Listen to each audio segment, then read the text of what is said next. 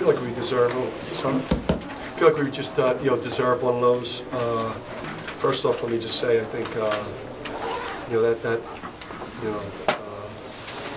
Ray took a run at me somewhere yesterday. Talked about how bad of a player I was in our matchups at Seton Hall. So I guess I'll say that the 0 for 15 from 3 had a lot to do with him being here today. Players just couldn't handle the pressure of a shooter of that caliber being in the building. Though we battled, I thought we defensively battled. Obviously, we were struggling to find guys that could score out there. And through the rest of this year, I think that's going to be something that we're just going to have to deal with. But this is kind of our pathway to victory at this point. With what we're putting out there is, we've got to play high-level defense. We got to be gritty, and I thought we were that today. It's the game. It was a close game because of obviously the struggles we had on the defensive glass, and then the fact that we just couldn't make anything from the perimeter. But this was a group that desperately needed a win, and now it gives us obviously a little bit more confidence going into the last home game here, where we've won every game this year. So our guys got confidence from that, and then with the road game to end it. So this at least puts us in a position going to the next game where we're trying, we're playing to get back to 500, which certainly means a lot to me. How much has the defense kind of improved the last 2 games? You've been in a lot of tight games. Is that allowing you to stay in the games? Yeah, I mean, I thought we were really good. Eric had a couple of, I thought everyone, I thought the 6 guys we played, I think Eric had a couple of breakdowns today. And Eric's been really good for us, at times lately. But I thought our other 6 guys did an excellent job defensively. We're giving up less layups. The weak side help's been better. We got burned a couple times that way, and we were dialed in the scouting report at a pretty high level today. So it's not necessarily the style of defense that that I would like to play, but it was kind of this bend, bend, kind of protect the paint, passive type of defense is how we got to go right now. Obviously, you would prefer not to have a 3-shot foul there in a few seconds, but what did you say to him during that timeout? Yeah, for me, listen, I'm a tough guy to play for. Thursday, Friday in practice, but on that Saturday game, I feel like my job is to try to empower, build confidence in guys, create some energy and some spirit, so that because it's easy to lose your confidence when you're making when you're struggling or making mistakes. So it was a teaching moment, quick teaching moment, and then just start talking about what we got to do next. Things happen so quickly on the court. Just blowing somebody out on the sideline after a mistake is not going to get you anywhere. Talk about Josh's play today and his continued improvement. Inspiring. When Josh gets an off-season work on his body, that guy's going to be a really good player. Really good player when he physically, he's kind of, I don't want to say not as physically developed as their frontline guys, but they had some serious size and length and athletes and men out there today, and he kind of battled them.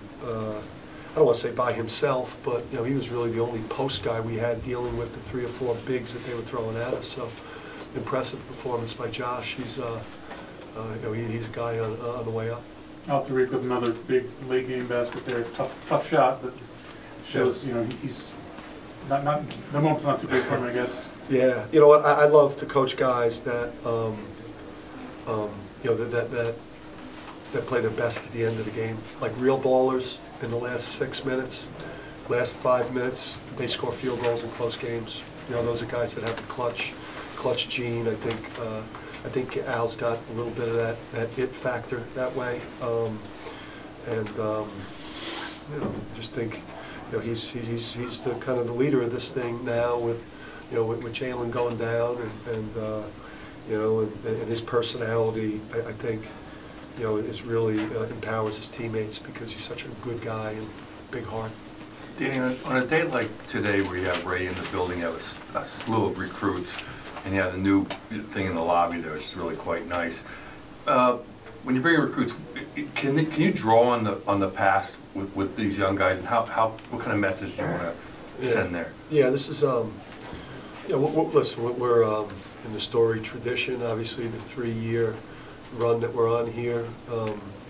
It's been a while since we've struggled this way, so I just think it's it's so fitting to have a Cook here with us, and James and Jalen, and have some others in the house here. Experiencing what Gamble could be like when you've got a great crowd. Getting a chance to spend time around one of the great players, great shooters in NBA history. It's a perfect weekend to showcase where we need to get this program back to, and obviously the people in the building here. Obviously the 2019 recruits, and then anyone else that we're recruiting moving on. It's their responsibility to help us get this thing back to the Ray Allen days and the '99 and where it was. Other than the ceremony, how did you try to involve Ray with this weekend? Did he speak to the team? Yeah, Ray's. So I walked by the gym yesterday, and and Ray was doing a shooting tutorial with Eric Kopp in a 3-piece suit, and like Ray, Ray shares, man. Ray, Ray loves to share the wisdom. Ray has independently, during the course of the season, reached out for players on the team. He's reached out for me during the course of the season with encouraging text messages.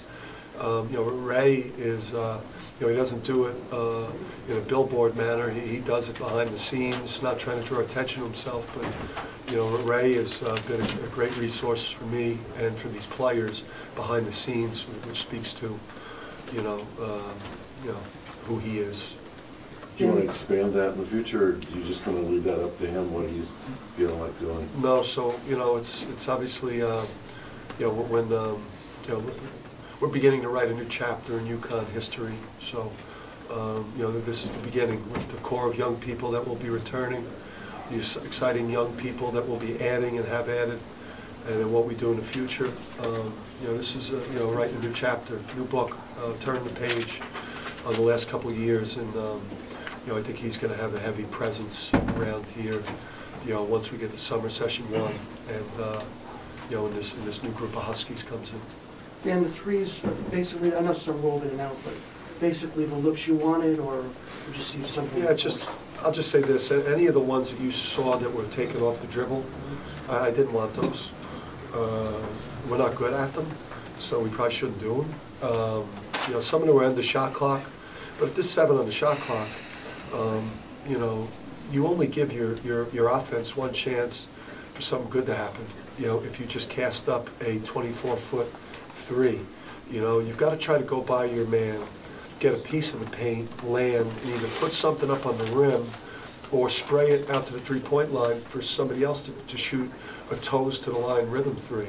So, and there were probably 3 or 4 of them. I think Christian had a couple of them. Al took a couple of them early. Al's got to kind of get away from that. I think early in games, Al's got to be more like paint, attack, paint, attack, paint, attack. And then, like, once he gets into the rhythm of the game, then go find his 3. So, I mean, listen, there's a lot of room for improvement just with this team, with the program. Just got to try to keep learning, growing, getting better. Coach, any comments on freshman walk-on Matt Gary? Just wondering if there was anything that you and your assistants, if he did anything to catch your guys' eye. Oh, Matt, I just learned, no, Matt, hey, let me tell you something, Matt, he tried out initially. He actually was, he made the team in the first tryout, but his class schedule didn't line up in the first semester. So we kind of kept him around a little bit, but Matt, call him Hoosiers. He got like a Hoosiers look to him, so we kept him. He's lefty, I'm lefty, so we need bodies, you see it.